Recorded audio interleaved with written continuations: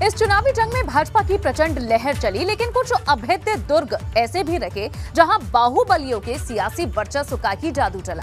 आजमगढ़ से काशी और प्रतापगढ़ तक बाहुबलियों के आगे हर रणनीति नाकाम साबित हुई। बड़ी बात यह है कि इसमें वो काशी भी शामिल है जिसे भाजपा का सबसे मजबूत दुर्ग कहा जाता है। लेकिन यहां बाहुबली बृजेश सिंह की पत्नी अन्नपूर्णा सिंह ने चुनाव जीतकर सारी रणनीति फेल कर दी।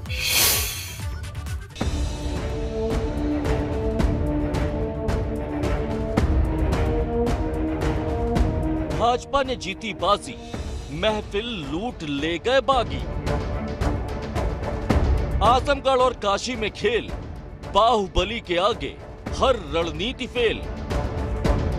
27 के दंगल में 24 सीट जीतकर भाजपा ने भले ही अपनी जीत का परचम लहरा दिया हो, लेकिन 3 सीटें ऐसी रही जहां निर्दलीय और बाहुबली के आगे भाजपा का जादू फेल हो गया। इसमें सबसे ज्यादा चर्चा प्रधानमंत्री मोदी के संसदीय क्षेत्र वाराणसी की हो रही है, जहां बाहुबली माफिया बृजेश सिंह की पत्नी अन्नपूर्णा ने भाजपा के उम्मीदवार सुदामा पटेल को हरा दिया। भाजपा के सुदामा पटेल को सिर्फ 170 वोट मिले, जबकि निर्दलीय टाल ठोकने वाली बृजेश सिंह की पत्नी अन्नपूर्णा सिंह को 4234 वोट मिले। मन में यही है कि जैसे जनता ने हमारे ऊपर आशीर्वाद बनाया रखा, सरकार की भी आशीर्वाद हमारे ऊपर रही है, हमेशा से रही है मेरे परिवार के ऊपर, तो मैं ऐसा कार्य नहीं करूंगी कि जिससे उन लोगों को निराश होना पड़े। ऐसी आशीर्वाद बनाए रखें माननीय प्रधानमंत्री जी, माननीय योगी आदित्यनाथ जी, अमित शाह जी, तो उन लोग का आशीर्वाद जरूरी है हमारे परिवार के लिए। जो भी आरोप लगी है बेबुनियाद है, आप लोग भी जानते हैं कि बेबुनियाद है। वो हमेशा कहते आए हैं कि नहीं बाहुबल चुनाव नहीं लड़ रहे हैं, उनकी पत्नी लड़ रही है। बाहुबली बृजेश सिंह का किला इस बार भारतीय जनता पार्टी वाराणसी यानी वाराणसी, चंदौली और भदोही, इन 3 जिलों की जो एमएलसी सीट है उसमें नहीं भेद पाई है। माफिया बृजेश सिंह की पत्नी अन्नपूर्णा सिंह एमएलसी की विजयी प्रत्याशी हो गई हैं और अब वो एमएलसी हो चुकी हैं। आपको बता दें कि इससे पहले 2 दशकों से ज्यादा कपसेठी हाउस यानी बृजेश सिंह के परिवार का इस सीट पर कब्जा था और ये कब्जा इस बार भी बरकरार रहा है।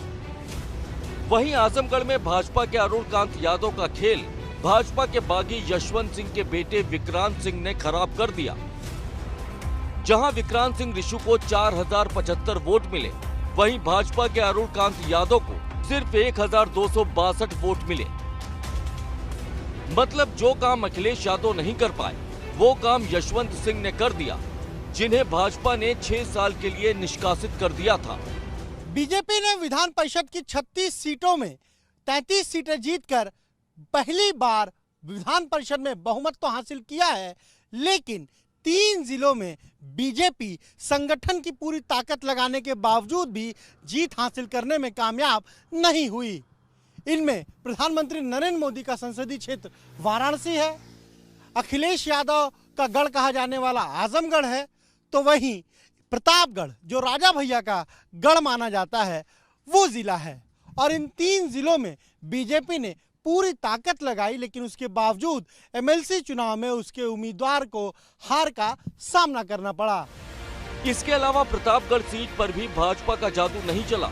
यहाँ पर अक्षय प्रताप सिंह ने 5वीं बार एमएलसी बनकर साफ कर दिया कि प्रतापगढ़ में सिर्फ राजा भैया का जलवा कायम है। जनसत्ता दल के अक्षय प्रताप सिंह को 1720 वोट मिले, जबकि भाजपा के हरि प्रताप सिंह को सिर्फ 614 वोट से संतोष करना पड़ा। प्रतापगढ़ से एक बार फिर अक्षय प्रताप सिंह गोपाल जी ने जीत हासिल की है और वो लगातार 5वीं बार एमएलसी बने हैं।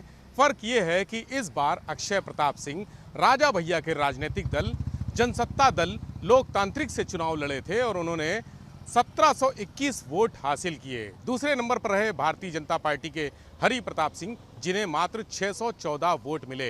यहाँ पर त्रिकोणीय लड़ाई थी, भारतीय जनता पार्टी, समाजवादी पार्टी और राजा भैया के राजनीतिक दल, जो इसका गठन अभी हाल में ही हुआ है, जनसत्ता दल लोकतांत्रिक। और राजा भैया के प्रभाव के चलते यहाँ पर अक्षय प्रताप सिंह को लगातार 5वीं बार जीत मिली है।